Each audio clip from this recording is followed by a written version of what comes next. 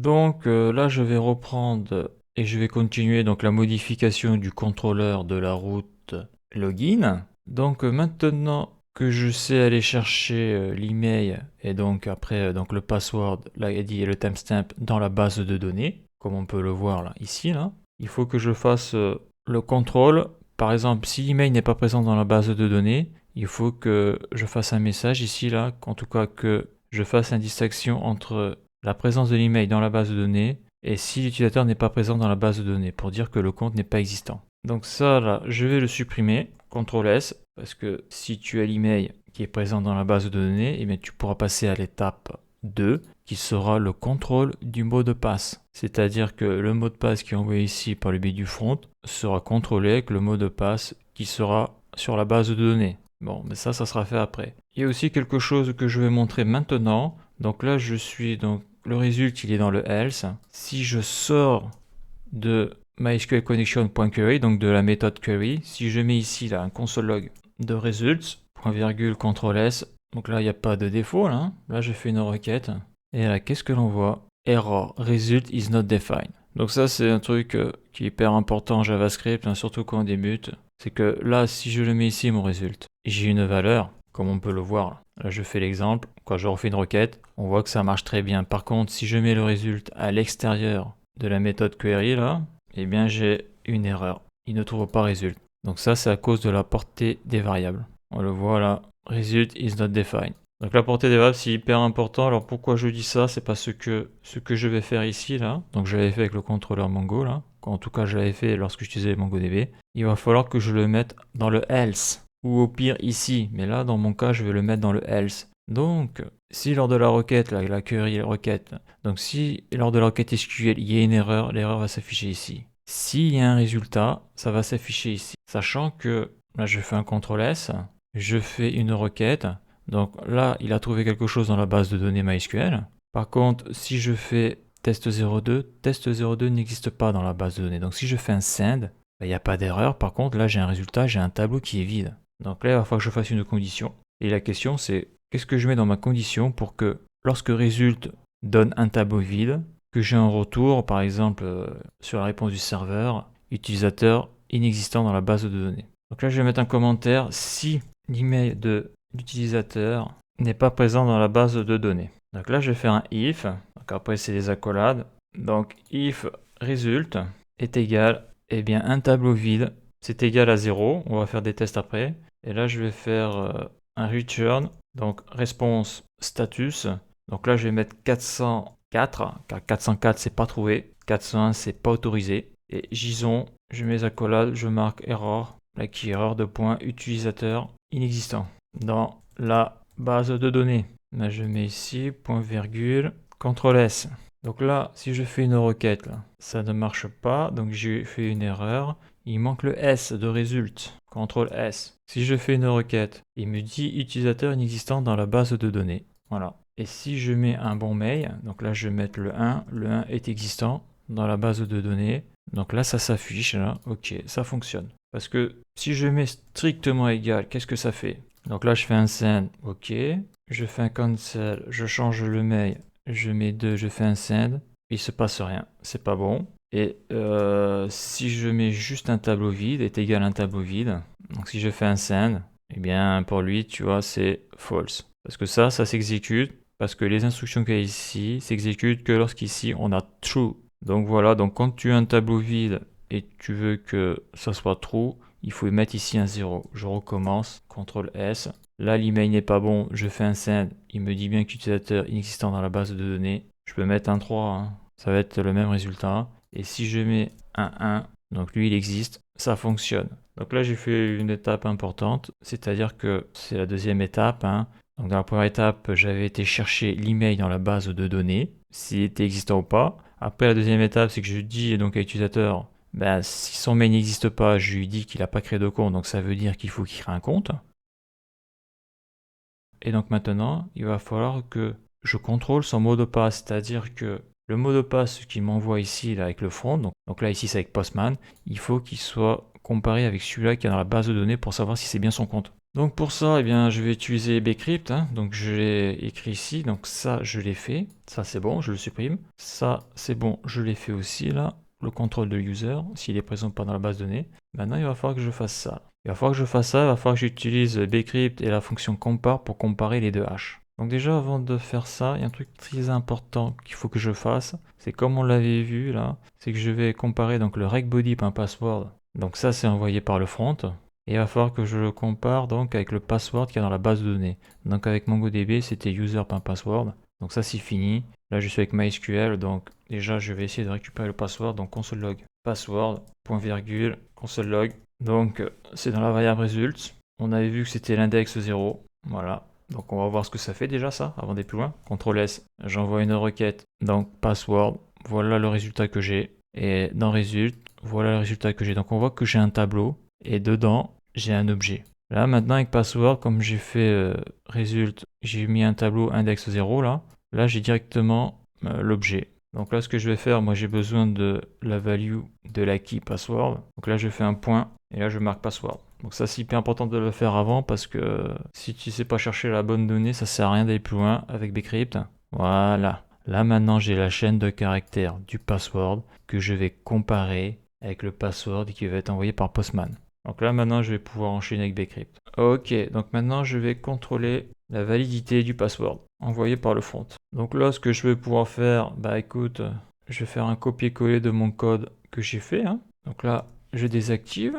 Alors attention, donc là, j'ai la méthode, j'ai le package bcrypt, l'objet bcrypt. Là, j'ai la méthode compare, ça renvoie une promesse, zen. Donc qui dit zen, dit catch. Ça, c'est quoi? Ça c'est... Ok, donc ça, c'est la collade d'ici, je désactive. Moi, ce que je veux voir, voilà, c'est ça. C'est ça, je désactive. Voilà, parce que là, je vais faire un copier-coller. Donc, c'est dangereux de copier-coller, mais bon. Voilà, ça, c'est le zen. Le zen s'arrête ici, et ça, c'est le catch. D'accord. Ça, c'est le catch de ce qu'il y a ici. Donc là, ce que je vais faire, c'est CTRL-C, copier, je désactive. Ça, c'est pour pas que ça me pose souci. Voilà, ça, je supprime les lignes. Voilà, là, je me mets ici. Je me mets là, et je me mets ici, d'ailleurs. CTRL-V. Ça, c'est bon. Donc là, il y a du rouge parce que il faut que je récupère ça. CTRL-C, je désactive, CTRL-V. Et là, tout est correct au niveau des couleurs. Je fais CTRL-S. Donc là, si je fais un send, qu'est-ce qui se passe? Password, eh oui, j'ai oublié de... voilà. Donc là, je compare le recBody password. Donc ça, c'est bon. Ça, il n'y a pas d'embrouille. Ça marche bien, ça. Par contre, là, il y a une embrouille. Ça, il faut l'enlever, ça. Ça, c'était avant. Et je vais comparer donc le password qu'il y a dans la base de données MySQL. Je fais CTRL-V, CTRL-S. Donc là, j'ai une promesse. Donc surtout pas de point virgule ou de virgule. Je refais une requête. Donc là, ça n'a pas planté. Là. Donc là, il me dit que le mot de passe est true. Donc là, j'ai passé le contrôle. Maintenant, je vais refaire une requête avec un mot de passe qui est faux. Donc là, j'y virerai le 5. Cancel. Je fais une requête. Et là, le mot de passe est false. Donc ça, c'est cool. Ça fonctionne bien. Si je fais cancel, je mets le mail numéro 2, la test 02. Le mail n'existe pas. Par contre, là, j'ai dû rater un truc là parce que là, c'est pas ça qu'il est censé m'afficher. Password is undefined. Donc là, l'erreur, c'est cannot read property password n'est pas défini. Alors, ce qui est bizarre, c'est que le fait de rajouter ici bcrypt, là, donc si le mot de passe n'est pas bon ici, là, théoriquement, je devrais faire un return de ça, et donc ça devrait arrêter le programme. Et là, on voit que c'est pas le cas. Là. Pourtant, le tableau est vide, et le programme continue là, à lire ça, ce qui fait qu'il trouve pas. Il trouve pas parce que si ça, je le désactive, je fais ça, CTRL S. Si je fais ça, alors la boulette, elle est où la boulette? Là, il y a une boulette là. Avant, ça marchait très bien. Donc c'est ça le problème quand on rajoute du code. Donc l'erreur. Donc c'est important de regarder les messagers. Il me dit qu'il ne peut pas lire la propriété password qui est indéfinie. Donc là, j'ai fait une boulette dans mon code.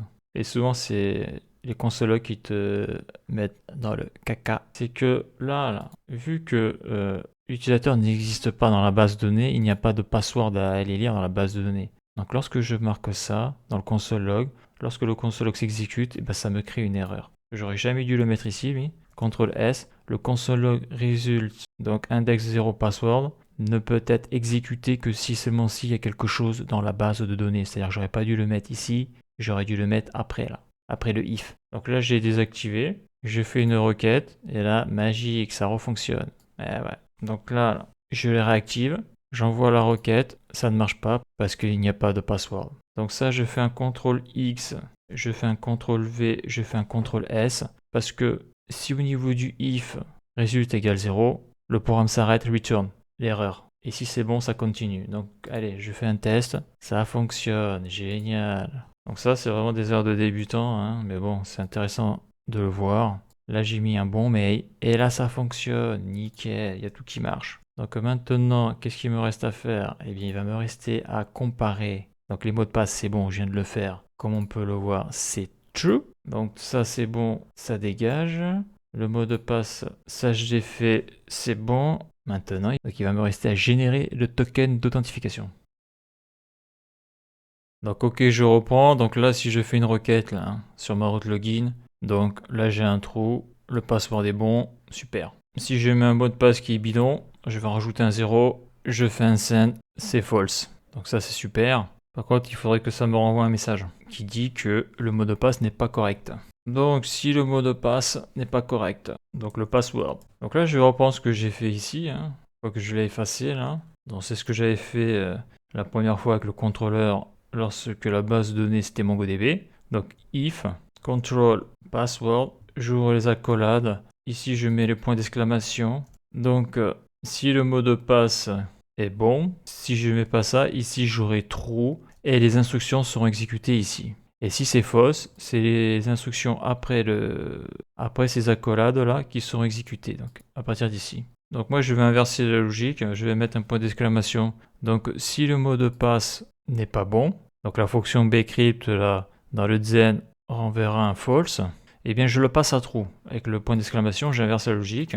Comme ça, je fais un return res, donc point status, je vais mettre 401 pour non autorisé, point JSON. Après, je mets les accolades et là, je vais marquer error. Le mot de passe n'est pas valide. Le mot de passe est incorrect. Voilà. Je mets un point virgule. CTRL S. Donc là, si je fais un test, là, je fais un send.